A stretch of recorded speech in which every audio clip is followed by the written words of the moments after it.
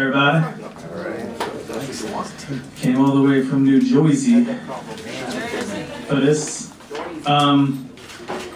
This is a poem I call Newton's Three Laws. Sir Isaac Newton's three laws of motion have always plagued me. I have always been enamored by physics theory, and I've always been baffled by physics practice. My classmates can tell you I was a nerd. My hand was always up, my questions better suited for philosophy than science. I have no clue how to calculate buoyant force, and I have no clue how to calculate the speed of a wave on a string.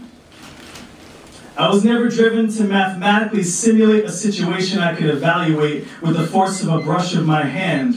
The softest volumes I can place in your ears, two masses simultaneously colliding, and friction. Don't get me started on friction.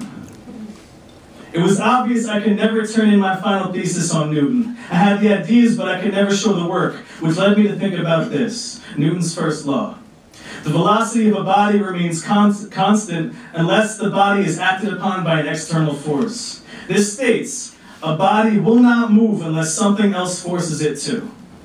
I've got a serious problem with this one. You see, I was a stagnant pond until I cleaned myself up. Nothing was swimming in my still waters until I found bottom. It was only at that moment that I realized I had to move or die. So I swam.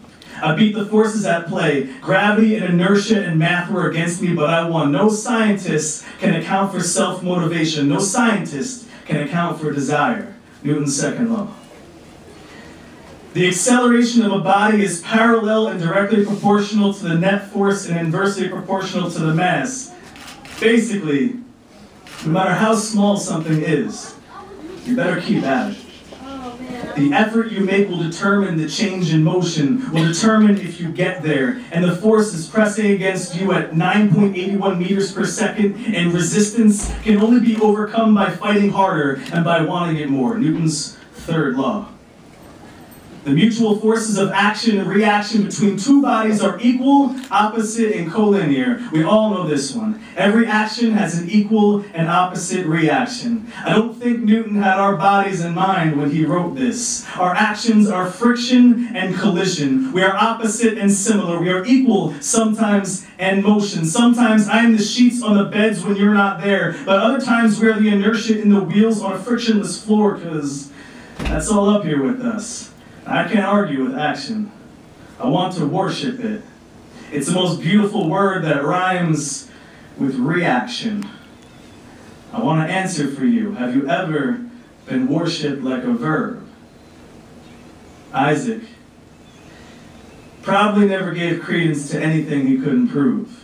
So maybe Newton never appreciated anything larger than an apple. Maybe he sat under those trees for fear of coconuts and pineapples and big things. Newton could not possibly have accounted for me in his equations, and I know he didn't have us in mind. I know he never envisioned such a thing. He couldn't have shown it in his work.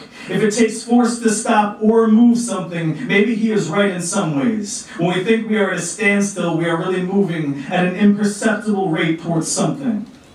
My only law of motion is ever forward. I can't give you the solutions, but I can show you the work. Thank you very much.